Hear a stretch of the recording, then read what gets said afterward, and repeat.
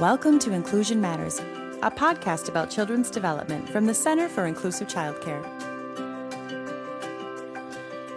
Welcome to Inclusion Matters, a podcast from the Center for Inclusive Childcare. I'm Priscilla Weigel, the Executive Director, and I'm here again with our partner and friend, Michele Fallon, who is an infant and early childhood mental health specialist, and she's a consultant with a passion for childcare, and she's here today to continue our conversation about partnering with parents and doing so in a way that maintains some boundaries that are healthy to have between a child care provider and a parent. You cited some research about the need for, in our last podcast, the need to really connect with families and have that communication and that support, because everybody's happier and healthier. It really does build that healthy family. So this is the tricky conversation, though, when we have the parent that might overstep or the provider that might overstep, where you become too entangled in each other's lives and those pieces. So maybe talk a little bit of the story you shared last time around was about the mom coming in and sitting in that rocker and just sharing about her day because the provider asked her, how are you doing? How was your test? And maybe start there, and we could kind of go down two different pathways of here's a happy ending, a healthy ending, and here's one that might be a little challenging. Yeah, and that story that I told was from an infant room in a larger center. Okay. I think it can be more challenging in family child care because it's your home. And but when you think about what an intimate relationship it is, who else do you see twice a day, 5 days a week? You're right. And so you come into this, and people come into your home, and you have your own family, and I would think it particularly on the other end when pickup time matters, it's just challenging. Plus the fact that you, particularly in smaller communities, you may be taking care of your sister-in-law's brother's children, or someone who goes to your church or whatever. So there are relationships outside the child care relationship as well. So it is complicated. Yeah, it really can be. So let's say that parent that you've really worked to build a connection for, because you know that mom, when she has a chance to kind of debrief a little bit with another adult, that she has a little more to give to her baby on the way out the door that night. But now it's taken where it's gone to the point where she's staying longer, and you're feeling the need to move things along, and you don't want to be rude, and you still want to give her the time to talk. And that's that difficult dance that I think can cause some friction in a relationship between a parent and a provider. Yeah. And I don't have the answers because I wish. It's one of those, it depends. Yeah. It always depends. But on the other hand, I think sometimes setting that up initially when you contract with a family or family contracts with you, kind of setting up expectations so that there are things you can refer to. Nice. That can be really useful. And I think sometimes the nonverbals of, I hear what you're saying, and it sounds, this sounds really hard. Do you mind if I clean up while we talk? Yeah. But then there will inevitably be the parent that still doesn't get it. Right. So I think, again, then sometimes it's having those hard conversations and saying, I really care what you have to tell me. On the other hand, another way is to say, wow, it sounds like things are really tough right now. What's that like for the baby? So bringing the parent, if the parent's oversharing, telling you about, something going on with her husband or whatever, that, it's like, ooh, TMI. I wonder what do you think that's like for the baby? So you're clear that that's the role that you have, but also it's help the parent reflect on taking the baby's perspective, which as a child care provider should probably be your biggest priority. That is a great point, Michele. So those are just some strategies. Yeah.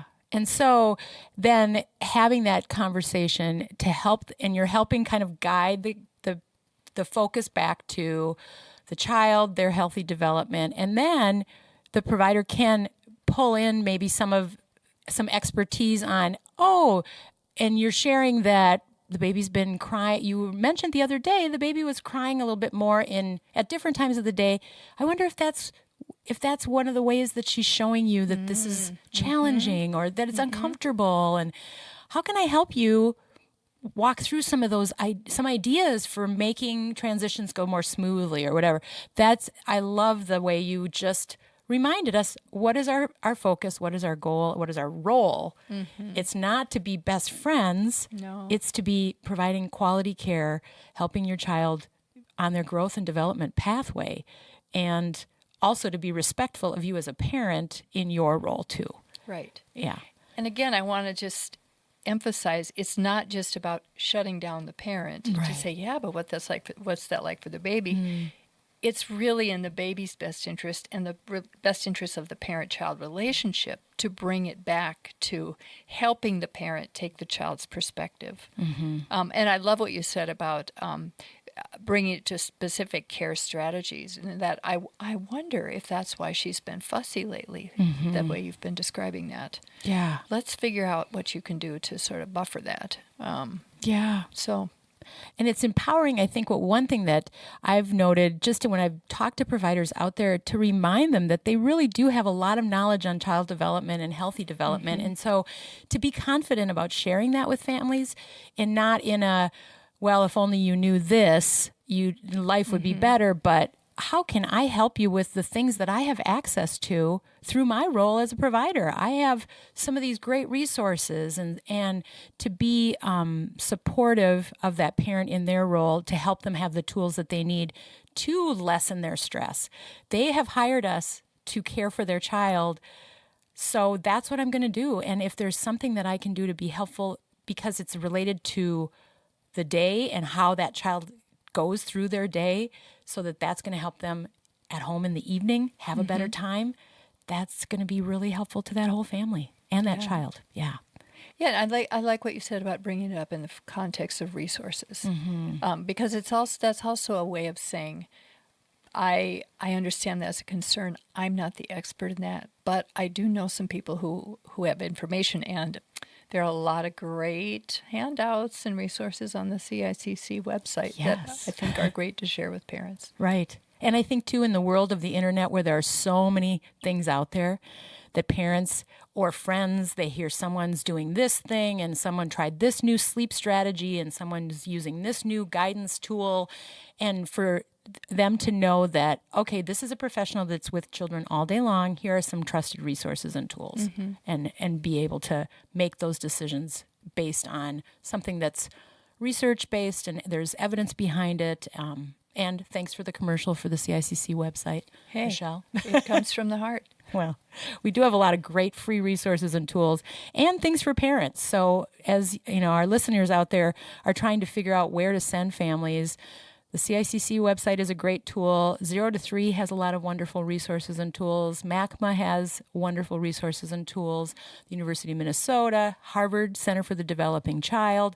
There are a lot of pieces that are helping us put the puzzles together. We don't have to do it on our own. And as you said, being able to say, I'm not the be-all, end-all expert on this, but I do know how to find out the best possible information. Yeah, and to pull in your CICC coach or your mental health consultant, the resources in the field that are available to child care providers also can be a resource for connecting with parents. Yes, that's very true. And and we have a lot of great tools out there, so access them. And if you have any questions about where those are and how to get them, you can reach out to us through our Ask an Expert tab on our website, and we will, if we don't know the answer, we will help you connect with someone that can help you find it. So thank you, Michele, for your expertise and the great compassionate work that you do in the field. We really appreciate your time and your just being who you are. So thanks. Priscilla, thanks. Okay. Right back at you. Take care.